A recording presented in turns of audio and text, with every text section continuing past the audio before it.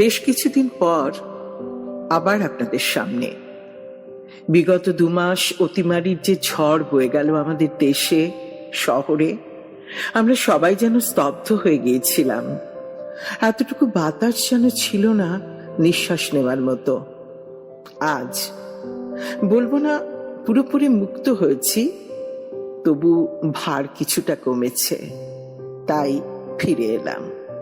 আমি আলপনা ঘোষ, মুখশ্রুতি নাটক গোষ্ঠীর পক্ষ থেকে আপনাদের সবাইকে জানাই প্রীতি, শুভেচ্ছা, শ্রদ্ধা ও ভালোবাসা।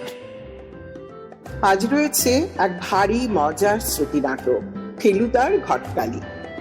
মিস মার্পেলকে তো জানেন, আগাথা ক্রিস্টির মানসকন্যা, সেই মহিয়সী নারী, যে কোনো রহস্য ভেদ করতে যিনি সিদ্ধহস্ত।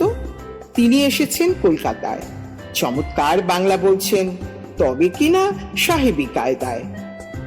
আজ সন্ধ্যায় গোয়েন্দা ফেলু মিত্তি আর ব্যোমকেশ বক্সী তাকে আমন্ত্রণ জানিয়েছেন এক রেস্তোরাঁয়। শোনা যাচ্ছে সেই আসরে সিধু জ্যাঠাও নাকি উপস্থিত থাকবেন। রহস্য কিন্তু ক্রমেই ঘনীভূত হয়ে উঠছে। শেষ পর্যন্ত কি হতে চলেছে বলুন তো? সম্পূর্ণ কল্পনা ভিত্তিক এই নাটকটি লিখেছেন মহুয়া চৌধুরী। অংশগ্রহণে ফেলু মিত্তির, কৌশিক চক্রবর্তী, ব্যোমকেশ বক্সী, দীপক সেনগুপ্ত, সিধু জ্যাঠা, হারাধন চন্দ্র ও মিস মার্পেলের ভূমিকায় আমি আলপনা Ghosh.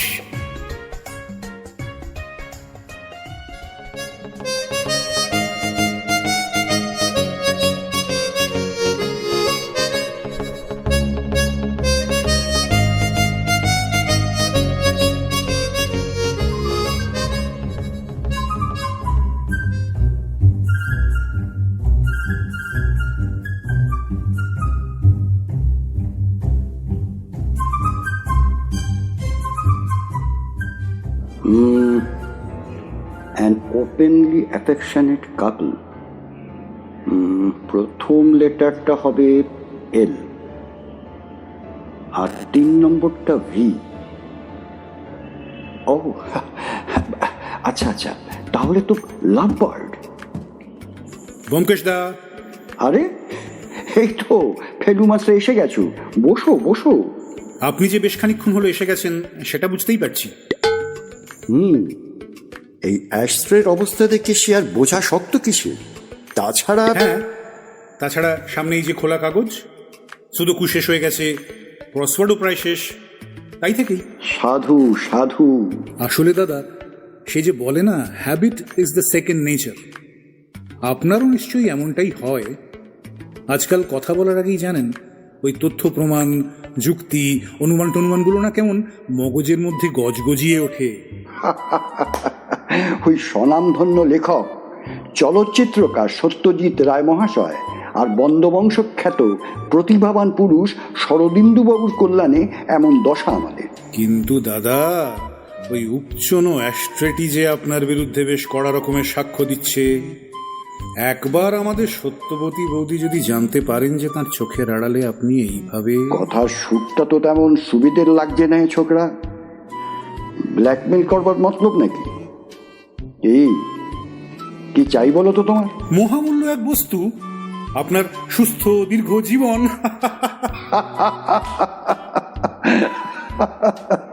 Well said, well shed.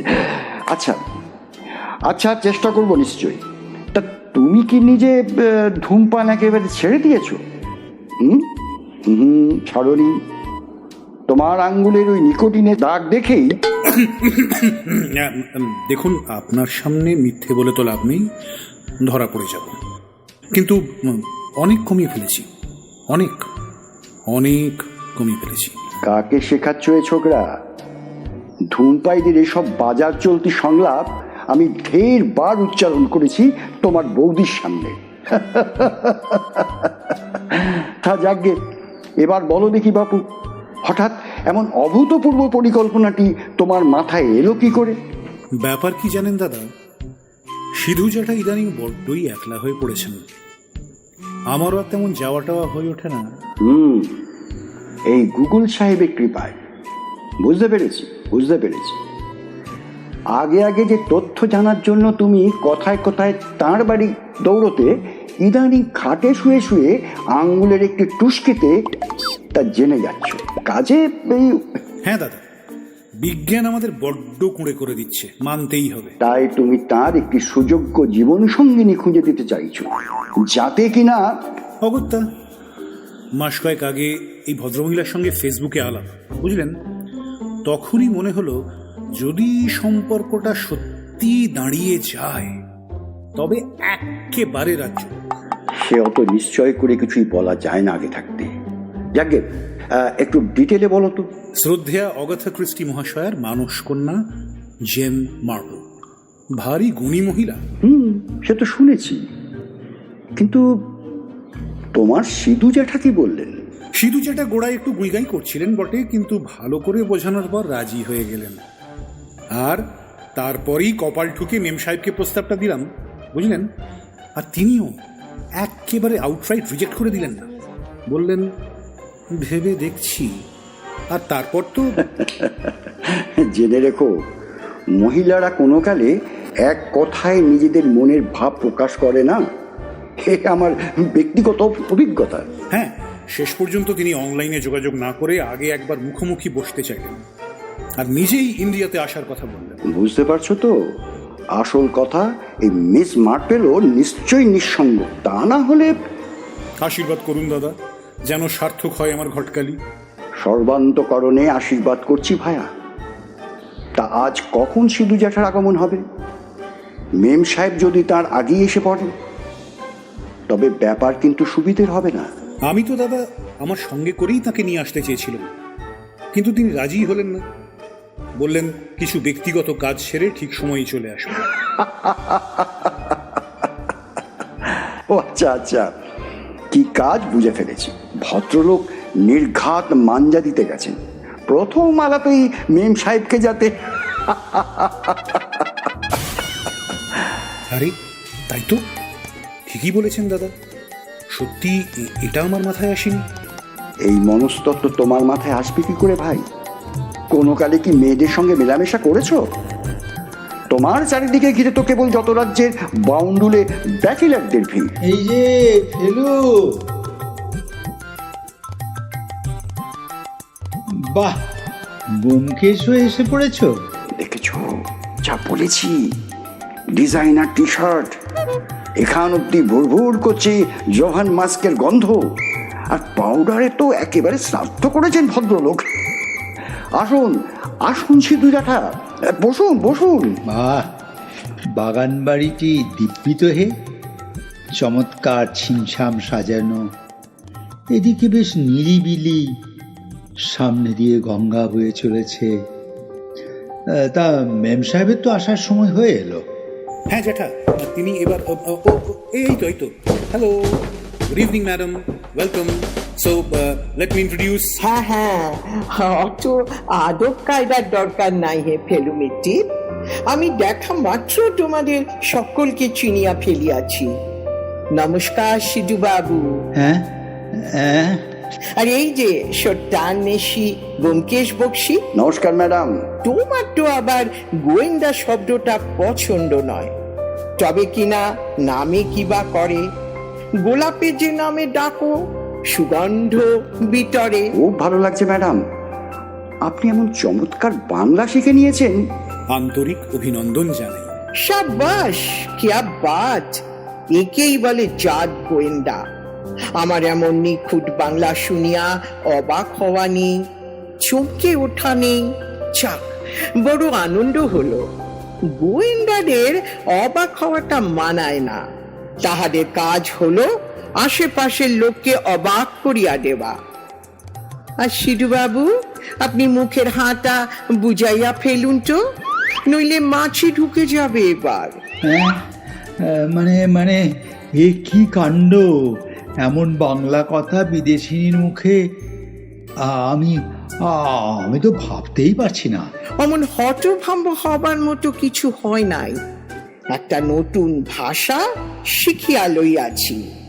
হ্যাঁ, যদিও তোমাদের মতো অমন করিয়া বলিতে পারি না, তবে একেবারে গুলিয়া খাইয়াছি ভাষাটাকে, বুঝিলেন? উত্তর আর দক্ষিণ এই দুরকমের কলকাতায় তো বটেই। এছাড়া বীরভূম, মেদিনীপুর, শান্তিপুর, তারপর ওপার বাংলার ওই হলো গিয়ে বরিশাল, খুলনা, চিটাগং। কোনটা চান বলুন একবার? অফেলু, মহিলা যে বড় ক্যাট কেটে হে। চুপ চুপ চুপ চুপ, শুনতে পাবেন। উত্তর কলকাতায় ভাষাতেই আমি বেশি স্বচ্ছন্দ বোধ করি। এই যেমন এলুম, গেলুম, করলুম, বললুম, নুচি, নেবু, নাজা, লঙ্কা। এনিথিং মোর? না না, যথেষ্ট যথেষ্ট। তাহলে আবার শুরু করা যাক ফেলু। আমাকে আবার হোটেলে ফিরিতে হইবে, নতুন জায়গায় খুব দেরি করিতে চাই না। মিস্টার জটায়ুর গাড়িটা তো সঙ্গে রয়েছে ম্যাডাম, আমি আপনাকে ড্রপ করে দেবো। Okay, thank you so much. My pleasure madam. এটুকুর জন্য থ্যাংক ইউ কিসের, আপনি বয়োজ্যেষ্ঠা। অমন বুড়ি বুড়ি করিবে না তো। না, সে কি কথা ম্যাডাম, তা তো বলিনি। অবশ্যই বলে আছো, তবে জানিয়া রাখিও যৌবন বড়ই আপেক্ষিক। এই যে আমাদের মিস্টার হোমস। মানে আপনি কি মিস্টার শার্লক হোমসের কথা বলছেন? অফকোর্স, আবার কি? সে আমাকে তোমরা যতই বুড়ি মনে করিয়া থাকো না কেন, মিস্টার হোমসের চোখে আমি একটি আটফোঁটা কুঁড়ির মতো নব যৌবনা, ভিন্ন আর কিছুই নই। বটেই তো, বটেই তো।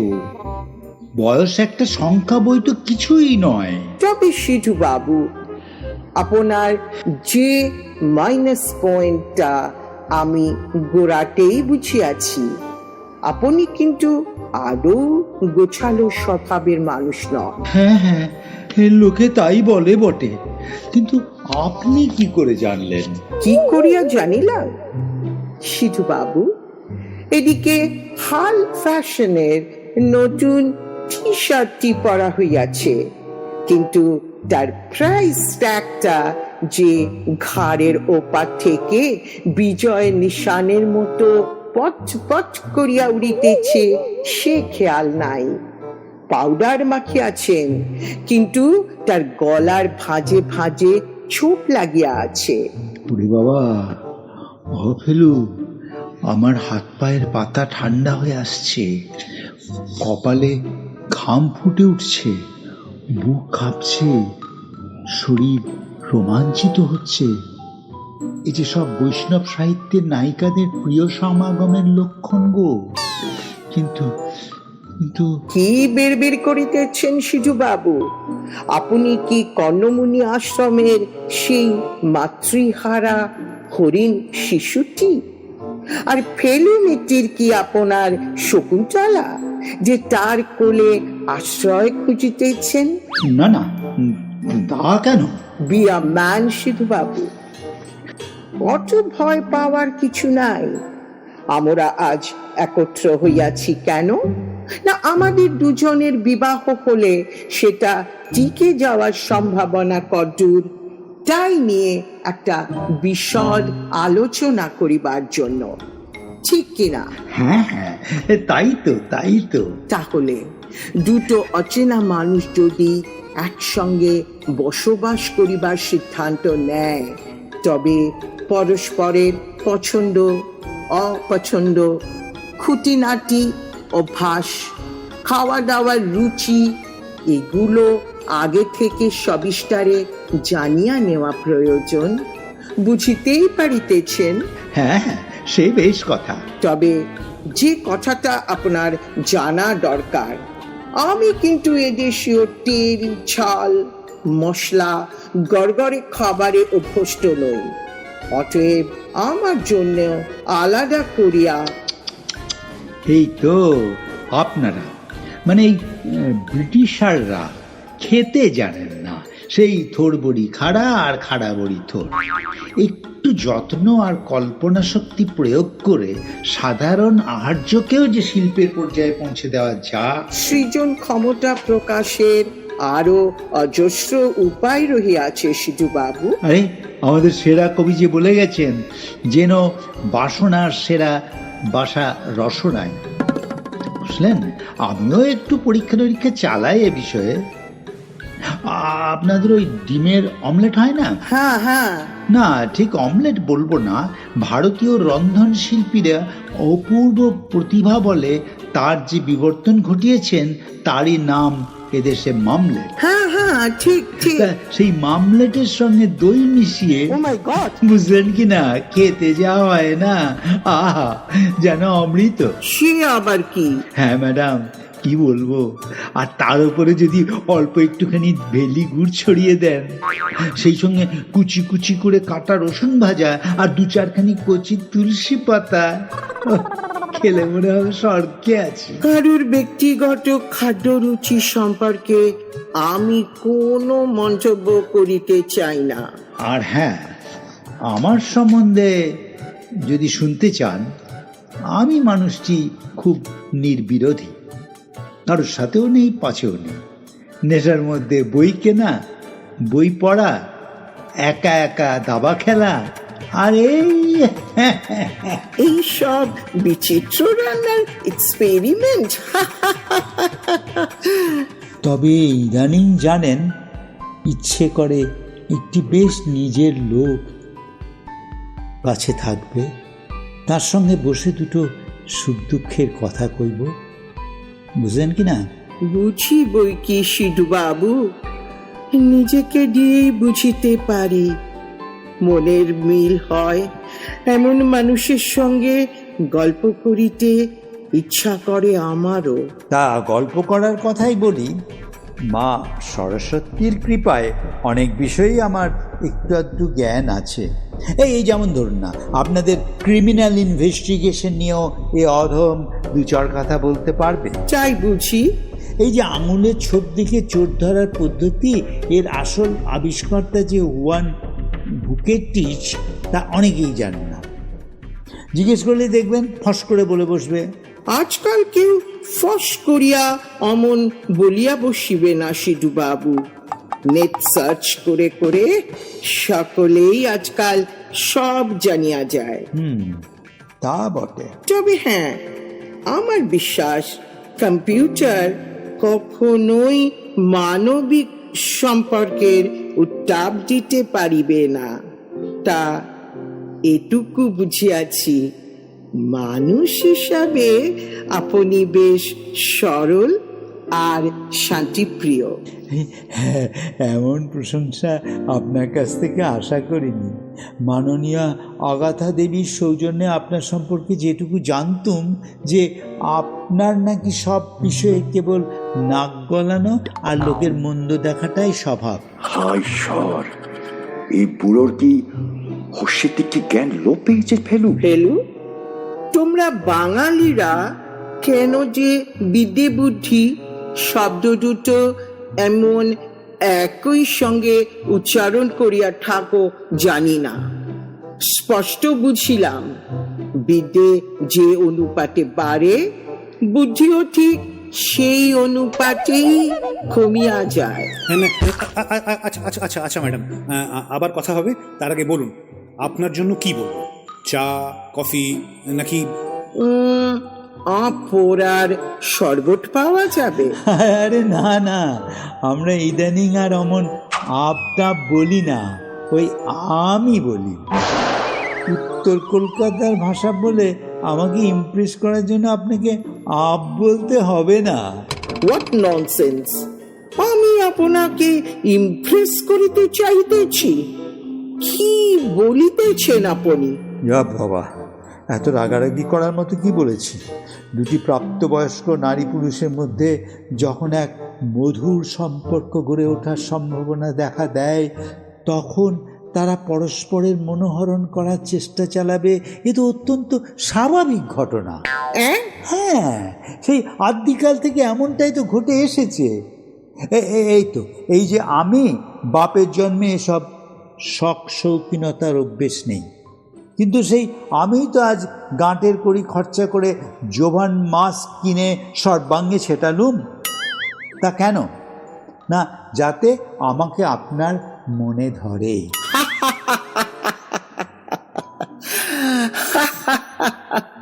সাধে কি বলে, নারী মনের ভাবগতি দেবান জানন্তি।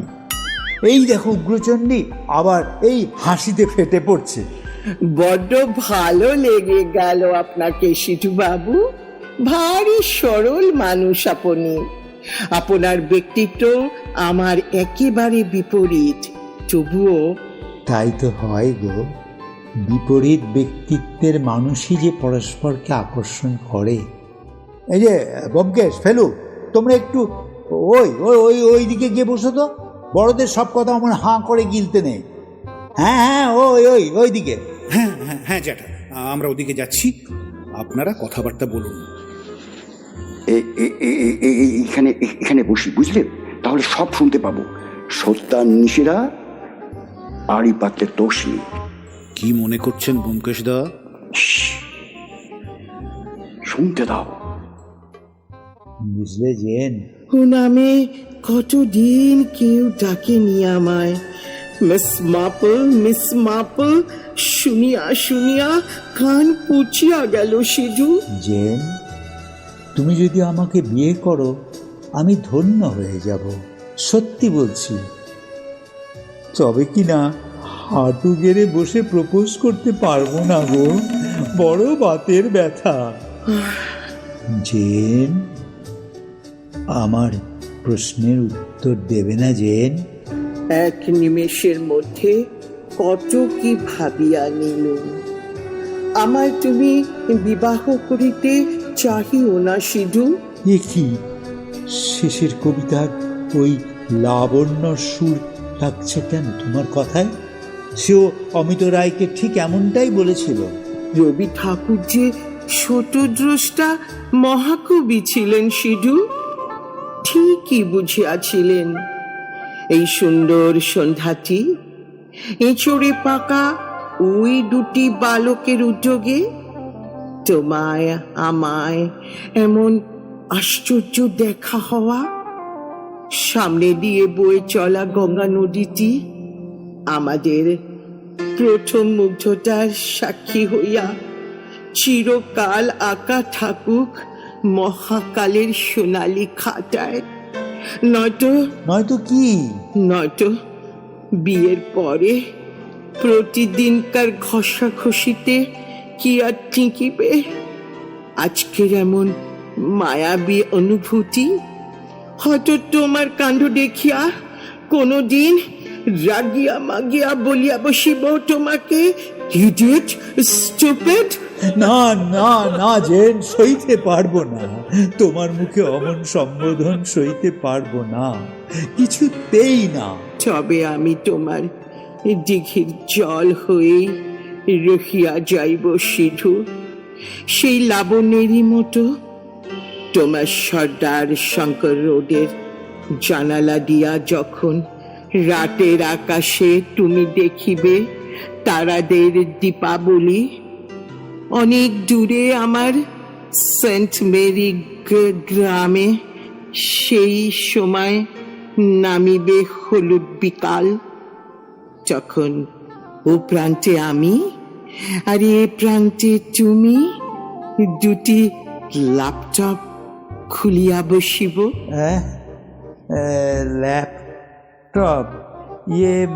মানে ওইসব বুঝলে কি না আমার আবার ঠিক আসে না। আহা, ও প্রথম একটু গুলিয়ে যায় বটে, কিন্তু একবার শিখিয়া নিলেই দেখিবে কেমন সুবিধা। আচ্ছা, তুমি যখন বলছো তবে তাই হবে জেন। ফেলুকেই না হয় বলবো শিখিয়ে দিতে এখন, কিন্তু ওই ওই দিনগুলোতে ওই গাউন কি স্কার্ট মার্ট পরলে চলবে না, কিন্তু বলে দিল। মা, কি পরিব তবে?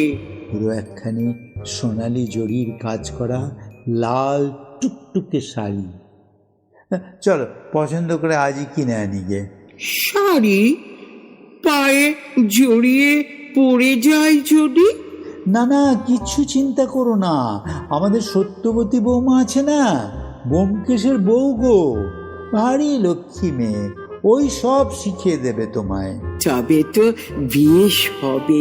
কত হাজার মাইল দূর থেকে আমাদের দেখা হবে যখন, সেই দিনগুলিতে ওই শাড়ির আঁচলটি তুমি তুলে দিও তোমার মাখন রঙা মুখখানিকে ঘিরে, আর কপালে এঁকো সন্ধ্যা তারার মতো একটি জলজলে টিপ। জানি না, যাও, তুমি একটা পাগল। তারপরে সারা রাত দুজনে একা একা ভাববো, হৃদয়ের লিপিকাতে কে যেন লিখেছে এক কাব্য। কি বুঝছো হে ফেলু মাস্টার? এই যে অবিশ্বাস্য আমাদের সমস্ত অনুমান, যুক্তি, প্রমাণ সব ফেল মেরে গেল যে। হাইলি রোমান্টিক দাদা, কাল্টিভেট করতে হচ্ছে, বুঝলেন? কাল্টিভেট করতে হচ্ছে।